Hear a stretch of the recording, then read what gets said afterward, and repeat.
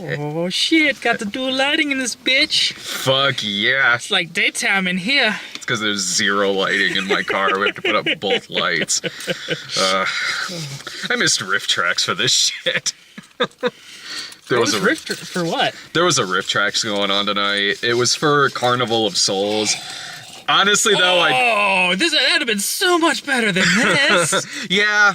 Honestly, why didn't we go see that? God damn it. Mm-hmm. And then they're repeating it again on Monday, but I'm pretty sure I'm busy Monday because that's like Halloween proper. It is. Yeah. I don't know. Like, honestly, like I'd kind of just like to watch Carnival of Souls on its own, because it's kind of a great movie. But I'm sure that's still funny going to see that. Regardless, be better than what we just sat through. Now you read the book.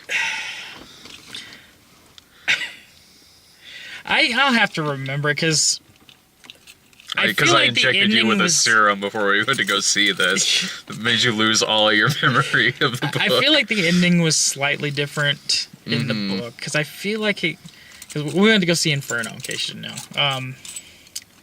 So I've read the Dan Brown stuff. It doesn't stick with you, but it's an okay read at the time. Mm-hmm. And this is the fourth of the Langdon books, which is weird because I'm surprised they didn't do like Lost Symbol. I can't remember if it's Lost or Last. It's again, they don't stick with you. They're fun, like I said, they're fun little reads at the time, but they're not weighty. Weighty tomes by any chance. A good way to pass the time. Oh yeah, I mean it'll kill 4 or 5 hours depending on how quickly you read. Mm-hmm. Who decided that they needed to make another one of these? Because I don't remember them doing the other two doing all that well. I mean, I know the first one did. Well, the first one did because the first one was Da Vinci Code. Yeah, and it was huge at the time, just massive. Which is funny because it was the second book, because Angels and Demons was the first. Yeah. So then they went and did Angels and Demons. But I remember Da Vinci Code, when it came out, people didn't think highly of it then. And then Angels and Demons came out, and same thing kind of happened. So then why? I don't know. I don't know how many people are looking forward to this. Like, because I understand making Angels and Demons because regardless of Da Vinci Code maybe not being a great hit with critics necessarily, it did really well. I've never read any of the books. I saw Da Vinci Code. I honestly remember liking it, but I haven't had any drive to see it again since it came out. I never saw Angels and Demons. That kind of just I came and went from my memory, really. Like, I never did see that. That came out around when I wasn't really seeing everything that came out. And I never got a chance to see that one. I don't know how much hype there is towards this movie. I hope not a lot, because it's kind of terrible. Yeah, I mean, it was kind of... I mean, I'm trying to think how much, like, advertising that I saw for this. It's very little. I've seen quite a bit. Then again, I'm at, like, 2 movies a week. I mean, if they're throwing it in front of all these movies. But, like, outside of, like, trailers that you'd see in a movie, like, I haven't seen it advertised very much outside the theater. I don't know, because I don't watch that much TV. What TV I do watch is not cable. It's like Hulu, Netflix, YouTube, whatever. And like maybe there's an advertisement for this here and there. This movie, I was really worried about this from the first bits of the movie, because this is such a horribly edited film that it was reminding me of something. And not in a good way. This movie just instantly throws you into this scenario, complete with really stroby, shitty editing that looks like someone just came in and edited together a scene and then hit the shuffle button for no reason and decided to then spill coffee on the editor. This movie at least in the first part of it, is edited exactly like the theatrical cut of Halloween 6. With the fucking stroby-ass editing, the random flashes that come out of nowhere. And I feel like they follow the book sequence of events. But whereas the book fleshes out a narrative and you can understand why they did it, in the movie they leave enough out to where it seems disorienting and confusing. Which is the problem with, obviously, with a lot of things, trying to adapt something from a novel, trying to find a way to change the narrative up in case the narrative is a little disjointed. To make it flow better as a movie. It feels like they didn't try and do that. They're just like, okay, here's the plot hits on this book. Oh, bing, bing, bing, bing, bing. Yeah, it feels like they needed to condense about 20 minutes worth of footage into about 30 seconds. So they just decided to add all these flash effects going on, all these different disorienting visuals that they put in post. And it's one thing if you're trying to make the audience feel as disoriented as the character. I get that, I do, but that's not what it feels like here. It feels like there's 12 people in the editing room and no one can agree on a goddamn thing, so it looks like a mess. It seriously looks like Halloween 6, where they took their cues from, because 14-year-olds didn't like it, so they decided to just make it really fucking disorienting and just add these... That would even make sense, too, that they were trying to appeal to children, because this movie treats the audience like idiots. It does hold your hand quite a bit. Oh my god. Not only do we get the classic cinematic line of, so what you're telling me is, not only do we get that, but... It's an anagram. I was like, just... fucking How about, shit. No matter if we've seen an object, seen a character, or seen a scene that's already played, no matter if we've already seen or realized something in the movie's narrative, if that thing, person, place, whatever gets mentioned in this film, it'll instantly show us a flash of it, just in case we forgot. Hey guys, remember this? This is the... It's like fucking South Park member berries. Yeah. Remember this from 20 minutes ago? Remember? This is the worst directed Ron Howard movie I've ever seen. Like, this is directed by somebody who... This thing doesn't have a director. It has a corpse of Ron Howard. Yeah. This doesn't have a director. This has a studio making this movie. Are we sure that, like, Clint didn't just come along and be like, hey, Ron, can I make a movie? And he's like, sure, Clint, go for it. There's another Dan Brown novel we can adapt. Well, Clint Eastwood, okay, No, Clint Howard. Oh, Clint Howard. Okay, I thought you were talking... Not Eastwood. Sorry, No. I thought you were talking about, the flashbacks that, Sully had. I'm like, no, at least that stuck her with the flashbacks for a while. Because, Clint's got one eye looking this way and one eye looking that way. So I can understand then if he directed this movie, why it looks as fucked up as it is. But... No, his character from Ice Cream Man edited this movie. Christ. And it's not for a movie that is from beginning to end action. It's so boring. It's not suspenseful. It's not even a little bit suspenseful. From frame one, the movie is go here, run here, grab this object. What's this mean? What's that mean? A lot of it, I already know what it means because I've seen the trailer. But it's like, run here, go there, go here. From beginning to end, that's what this whole movie is. It never slows down at all, and that's not a good thing because it gets old fast. Yeah. Well, there is downtime in the book because I believe like some of the stuff they cut out was going more, because this book, Inferno, obviously it revolves around Dante and his Divine Comedy. In the book, they delve a lot deeper, if I remember correctly, into Dante's backstory and why he did the things he did, which made for an interesting read. All of that is fucking cut out of this movie. There's none of that shit in here. They say something in passing, like his exile as a reason, because he's exiled, and then they use that as then we gotta go here type situation. That's all and they briefly mentioned Beatrice and her role in his formation of the Divine Comedy. And it's just, I remember Dante being a lot bigger in the book than in the movie. He's just a plot point. Yeah. In the movie, it's just revolving around him with little things here and there. It's never delving into what Dante meant with the Divine Comedy, why he wrote it, the things he was feeling when he wrote it, that kind of stuff.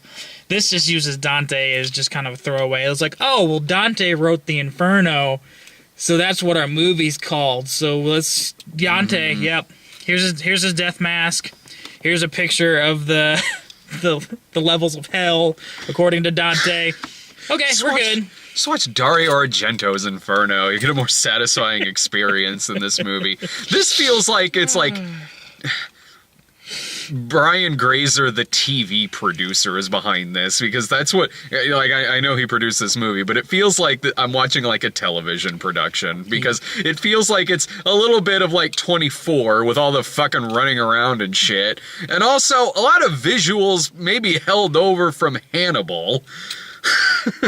Like a lot of the really surreal shit, yeah, like with the purgatory and the hell on earth type, yeah. Yeah, and like the girl standing there and blood coming out of the windows. It has nothing to do with anything in this film. Maybe it does in the book, but it's like, wait, is she supposed to be on her period or something? What is going on here? No, but that's the twist. They didn't show that in the trailer. That's where the plague comes from. God damn, like that's another. It feels like I'm missing so much having not read the book, because they have like this kind of romance between Tom Hanks and the lady in this film, and then at the end when they talk about like, well, in another life or whatever, and I feel like that was kind of shoehorned in a little bit too. There could have been way more of that, because like at the end when they're like, in another life, I was like, why? Like, you're not really giving me enough of a reason for you guys not to give this a chance. Yeah. You obviously have a history together. I really don't know what that history is, but it seems positive. You're not really giving me any negatives here. I don't know why you two just don't go get a cup of coffee or something. He's a professor. He can teach wherever the fuck he wants. Just because he likes Cambridge doesn't mean he can't go work overseas, because she's in Geneva because she works for the World Health Organization. Yeah. They have universities in Geneva. Just saying. And he's in his classroom about as much as Indiana Jones is. Pretty much. That kid's lined up the back. He's jumping out the back door. Kids are knocking on his front door. Belongs in a museum. I wish to God I was watching any of those movies. He is kind of like a discount Indiana Jones. Yeah. He really is. The character is a lot more interesting than Tom Hanks portrays him as, though. I think that's the problem. I think from day one, casting Tom Hanks in this role, I feel like was miscast. But now that they've already done it, they're just like, well, we can't change it now. Well, I like I said, I haven't read the book, so I can't really vouch for how in the movies he stacks up against how he is in the book, but in terms of Tom Hanks, I mean, I don't have a problem with Tom Hanks in this. I mean, he has a natural likability to himself. Again, it's Tom Hanks. It's Tom Hanks. I mean, like I said, the man is a gift to our generation. I love Tom Hanks. I just feel like this was probably not his role. Like, he's doing the best he can in a role that probably wasn't particularly suited for his taste. He brings, since he has such a natural charisma and likability to him, he does kind of instantly bring something to such a thin character in this film. Right. Like, wow. It's not so much like we're watching a character run from place to place. We're watching Tom Hanks do all of this. Tom Hanks could play like Billy Madison. Yeah. Like if they remade Billy Madison, he could do that. It's not going to make it. That would be a better movie. I mean, it's just one of those things that he can do whatever he wants. It's just not necessarily the right thing to do. And I feel like these movies have been a case where it's not the right thing to do. Well, these movies feel like a lot of people are under contract and really don't want to be here. You can tell it in the editing. You can tell it in the direction. We've had really good actors in these movies. This one does too. Yeah, this is no exception because you're like Felicity Jones. Yeah. Ben Foster? Ben Foster, yeah, I love Ben Foster. Why is he not in more stuff? Oh, fuck yeah. As a bad guy, too. Oh, like, have you seen Hell or High Water yet? I've not seen Hell or High Water. So fucking good. But, like, ever since, like, 3:10 to Yuma. Yeah. Oh, fucking loved him in 3:10 to Yuma. He's one of my favorite part of this movie. Yeah. Like, but he's definitely more subdued. Not even, you can't even really call him necessarily a villain. Mm-hmm. He does bad things, but I wouldn't really. He's his. I don't know. It's one of those characters where you're just like, well, I don't agree with how you're going about this. I do agree that with your overall assessment, because basically what it is his character is deeply concerned about the overpopulation problem in the world. And he describes how it took 100,000 years for us to get to 1 billion, then another 100 years to get to 2 billion, then it doubled in 50 years, and then doubled again in 40 years. So he was showing we're reaching a crisis point. So basically his character creates a virus. And in the book, I believe it's genetic. So it targets specific genetic markers. So it's not, he knows that it's not going to kill all of the population, but it's going to kill enough of the population to kind of start all over again, or hit a jump point to where we can move forward in a different way and save the environment, save the earth, so that we don't become extinct. Well, Ben Foster's really good here because he plays the character with enough charisma that you can buy where people would go along with this in the film, but he also has that craziness to his eyes to where it's like, it's at the end of the day, it's a madman who's saying this, but he's got that madman charisma. But unfortunately, he's in very little of the movie. Like, if it was so much more about him, like, if he had a lot more to do with this, and if the twist of who is involved wasn't so fucking obvious, they could have had something here. I mean, they. What you mean they telegraphed it? When did I miss? No. My God! Like, all right, we're getting into spoilers here. Like, it's like if this twist with this one character isn't gonna happen, then why in the fuck is this doctor just tagging along with him throughout the whole time? Like, it'd be like if you were watching The Fugitive and for some reason Julianne Moore tags along with him through the rest of the film. True. So it's like, oh, of course this person's gonna turn out to be evil. I'm just waiting for it, and I really don't know why, like, no one in this movie, who is apparently supposed to be really smart, aren't figuring this shit out. Like, oh no, yeah, this doctor just happens to be really fascinated with puzzles. Fuck. And then when it gets to the end, when there's this underground chase where they have to stop her from releasing the virus, the way that it's not released initially with her phone is so stupid, is so fucking dumb, it borders on goddamn self-parody. Alright, again, did this happen in the book? That was really stupid. I'm trying to remember if that was the case. I don't... She has a trigger on her cell phone in order to detonate the bomb, which is going to release the virus. Only they decided to pick the location underneath. What were they under? They were at the Hagia Sophia. Yeah. But there's a cistern that was farther down. They used to supply, because at this point they're in Istanbul, is where they figure out where the virus is. So it's in a cistern underground where the city used to get its water supply. So their thinking is that once it's in like a bag, that's the thing they don't tell you, is that bag is slowly decomposing. Yeah. So it's just kind of like, oh, it's in a plastic bag, but that's something else they didn't really... I mean, you could figure it out. But, I mean, that's one of those things. They probably could have said something about it without it, oh, it's an anagram. Fucking, really? But, so this thing is slowly dissolving. It's going to release this virus. And it's a bioaerosol so it can spread just in water, and it's spreading through the air. I'm trying to think where I could even going with this. It's well, because they're underground, because they're in this area underground. She goes to release it, but she can't because they're underground, so it says no signal on her phone. No. That's not the reason, though. Really? They shut. Remember, they tell him to disable all cellular communication. Oh. So yeah, no. It's not just because she was underground. They actually cut off the communication. I stand corrected. Really? Because they said it like 5 times.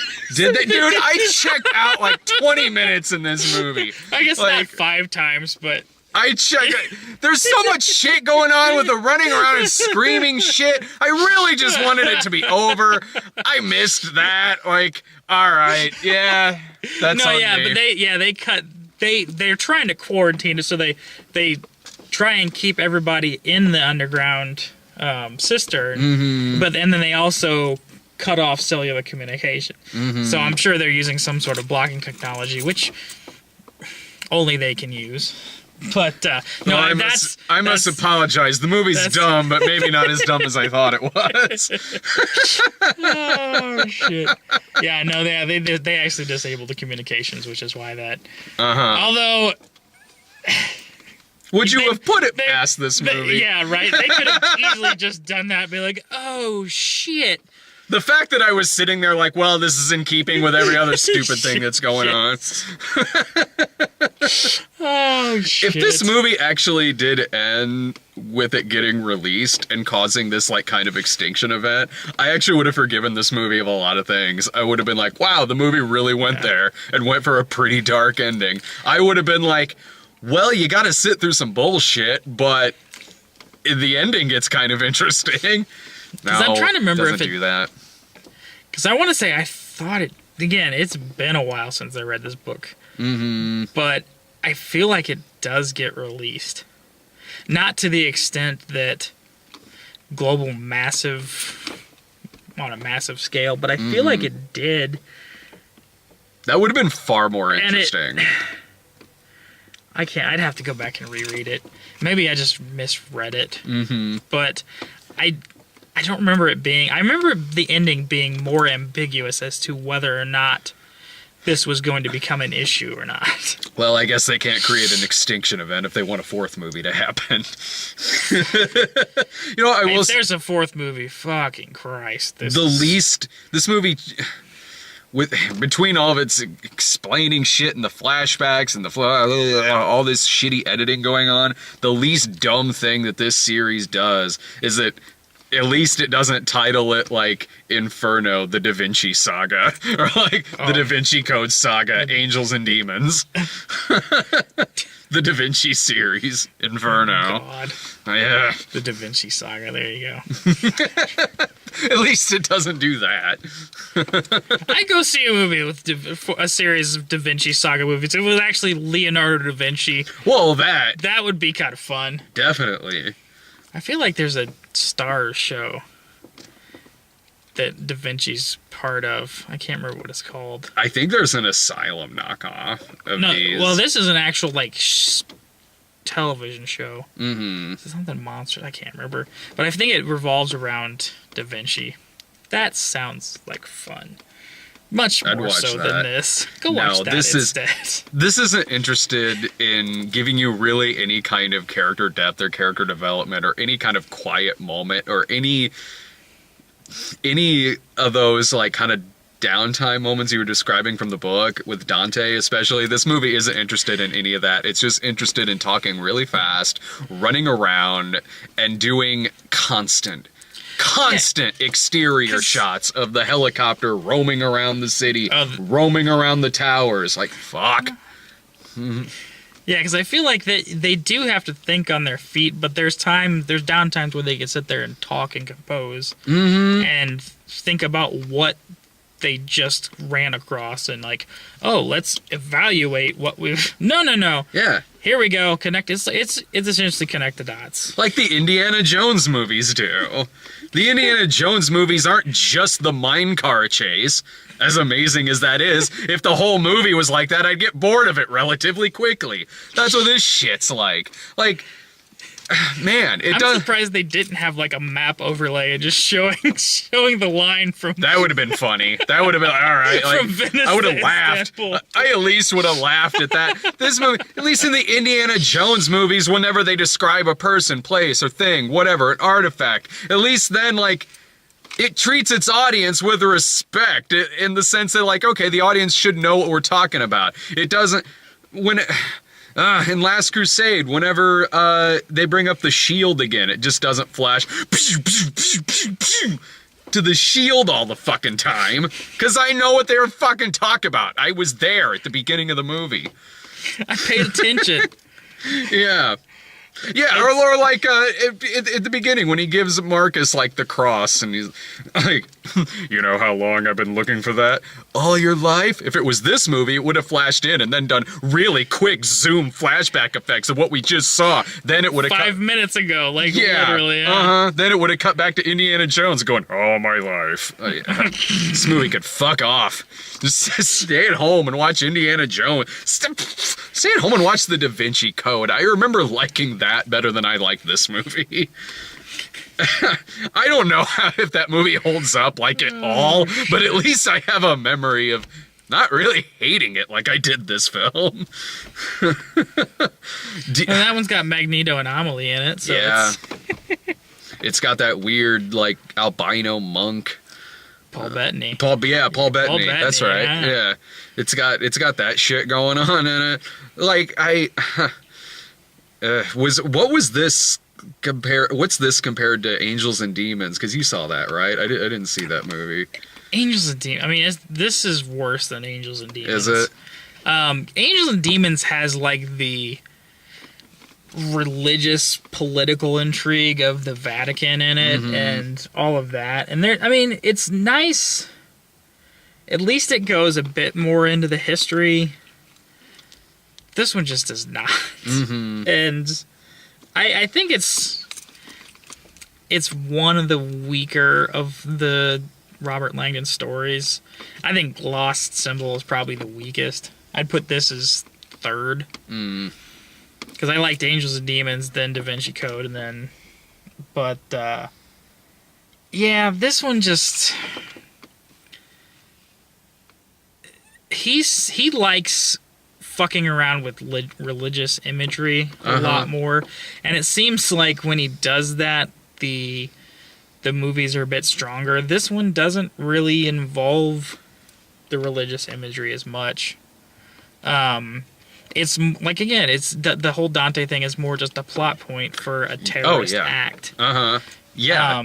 This is this is the Da Vinci Code crossed with 24. Yeah. I mean, which is, I seem to recall at one point, like, the producers of 24 were trying to buy the rights to Da Vinci Code to make that a season of the show at one point.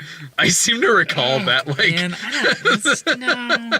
That would have been, you know, on the plus side, at least that would have been something different happening on 24, which never happened. But no, yeah, I mean, like, searching for the Holy Grail or the Last Scion. Yeah. While not necessarily the greatest of stories and stories that have already been done, but it seems like Dan Brown's writing is a bit stronger when he's got that to play off of, and in turn, the movies maybe have a little bit more meat to them, as opposed to just run from point A to point B to get to point C. Yeah.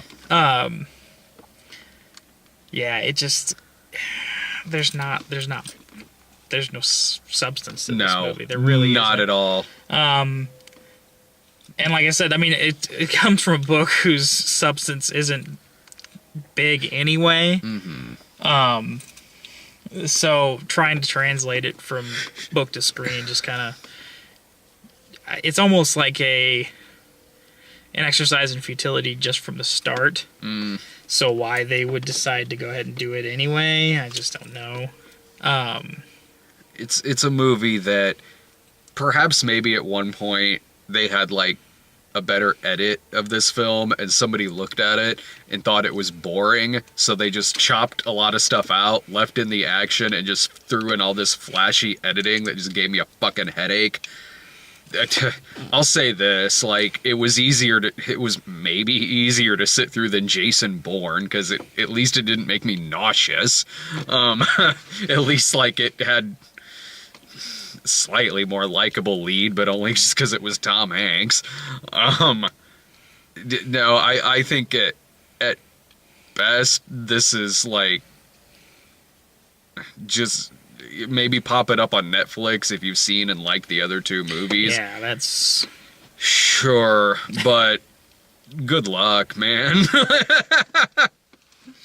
Yeah, this is, I don't understand the point of making this other than they think they're just gonna get a big payday from it, but I don't even know if that's true. You're a boredom. I don't know. Maybe they wanted to retain the rights. And they're like, oh, it's getting kind of close. It's like, oh, we got to make another movie. Yeah. I don't know. That could be it. That's why we get fucking Spider-Man reboots every 5 years. Fuck. The next one will be better than 2. Yeah. I'll put some money down on that. I'll be surprised if somebody falls into a vat of electric eels and comes out as an electric man. I never wanted a fucking Aunt May before, but god damn it, why the fuck did you make Marissa Tomei and Aunt May? Hell it's like, yeah. No, that's a weird boner for me. That's a totally weird boner. Aunt May is the nice old lady. You throw Marissa Tomei up there who I've seen naked, I'm like, god damn it, Marvel. God damn you right now. I'm at the weirdest boner in the world. I'm just like, fuck. I guess I can understand it based on they keep making them younger, but fuck. With great hotness comes great erections. Pretty soon Aunt May's gonna be younger than my ass, and that's no. And we'll still be here, a couple 70-year-olds. They're gonna have like an 8-year-old Spider-Man with like an 18-year-old Aunt May. It's like, god damn it right now, really. But the 3D is really good. Here we are, midnight screenings, 2034. Oh my god. Yeah. Spider-Man 28. They've kept it going 28 movies without rebooting it. That's a record. Somehow, yeah.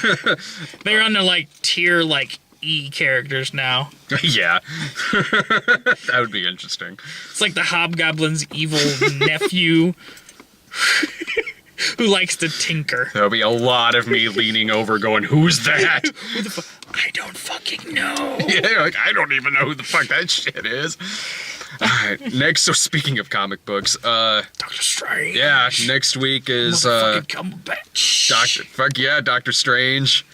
That means it's good. I want it to be good. Me too. So it'll be better than this. That's setting the bar pretty low, though. Yeah. So. Yeah, it's like, well, you know, look at the bright side of Keeping Up with the Joneses. It's better than Medea, I guess. No, that's pretty true. It is as bad as Keeping Up with the Joneses. It's very clearly better than Medea Halloween. All right. Like a fucking train wreck. See you next week. Yes.